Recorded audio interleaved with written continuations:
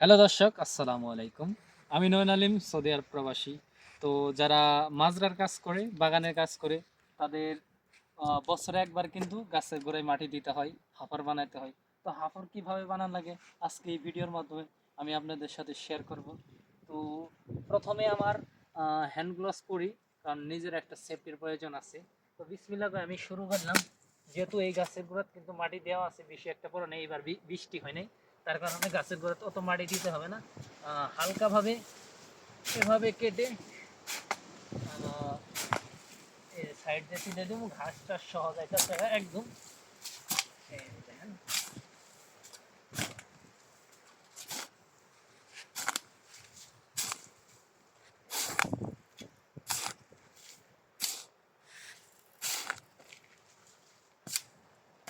এগুলো বাড়ি দিয়ে বসাই দিতেছি যাতে শক্ত হয়।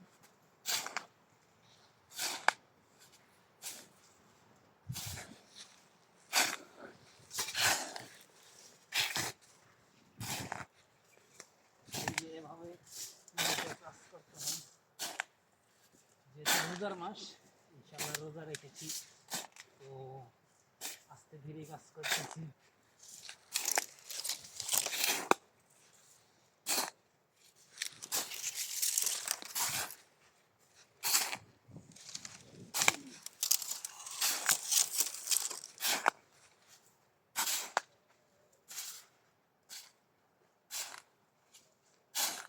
ফিনিশিংয়ের মধ্যে হলো সব সৌন্দর্য।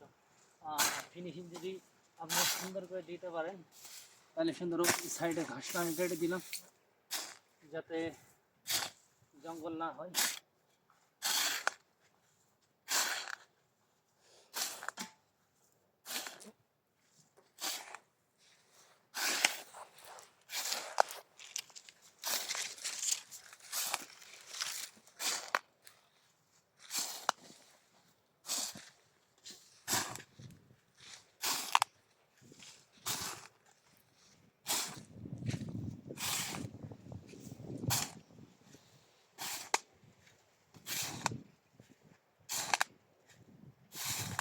লেভেলটা একদম ঠিক মতো দিতে হবে যাতে পানি একসাথে চারদিক চলে যায়।